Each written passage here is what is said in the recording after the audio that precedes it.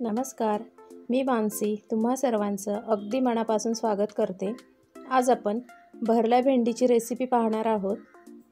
भरली भेंडी बनवण्यासाठी इथे मी 250 ग्रॅम भेंडी स्वच्छ धुवून पुसून घेतली आहे। सर्वात अगोदर भेंडी कट करून घ्यायची। भेंडीचा देठाचा व शेंड्याचा भाग कट करून तिला अशा प्रकारे मधून चीर देऊन घ्यायची।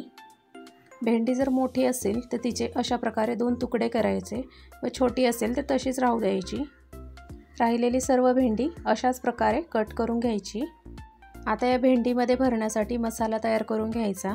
त्यासाठी इथे मी एका मिक्सरच्या भांड्यामध्ये 1 वाटी भाजलेले शेंगदाणे, 2 चमचे किसून भाजून घेतलेलं खोबरं, त्याचबरोबर 2 चमचे भाजलेले तीळ, पाव चमचा हळद, 1 चमचा लाल तिखट, अर्धा चमचा गरम मसाला, त्याचबरोबर चवीप्रमाणे मीठ, 8 ते 10 लसूण पाकळ्या व 1 इंच आल्याचा तुकडा टाकून हे सर्व जिन्नस मिक्सरला फिरवून घ्यायचे।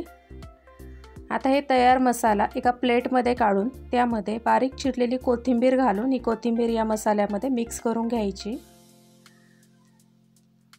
आता या चिरलेल्या भेंडीमध्ये हा तयार मसाला अशा प्रकारे भरून घ्यायचा।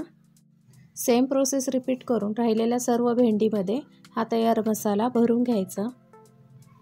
आता इथे मी गॅसवरती कढई गरम करायला ठेवून त्यामध्ये 2 चमचे तेल टाकून घेतले। तेल गरम झालं की अर्धा चमचा मोहरी, अर्धा चमचा जिरं व 8 ते 10 कढीपत्त्याची पानं टाकून घ्यायची। या तयार फोडणीमध्ये ही मसाला भरून घेतलेली भेंडी टाकून चांगली 1 ते 2 मिनिटं परतून घ्यायची। भेंडी परतून झाली की गॅसची फ्लेम लो ठेवून कढईवरती झाकण ठेवून ही भेंडी शिजू द्यायची।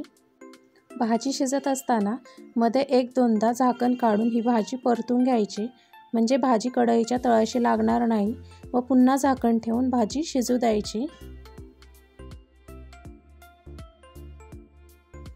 साधारण 6-7 मिनिटांनंतर इथे आपली भरली भेंडीची भाजी तयार झालेली आहे। व्हिडिओ पाहिल्याबद्दल धन्यवाद।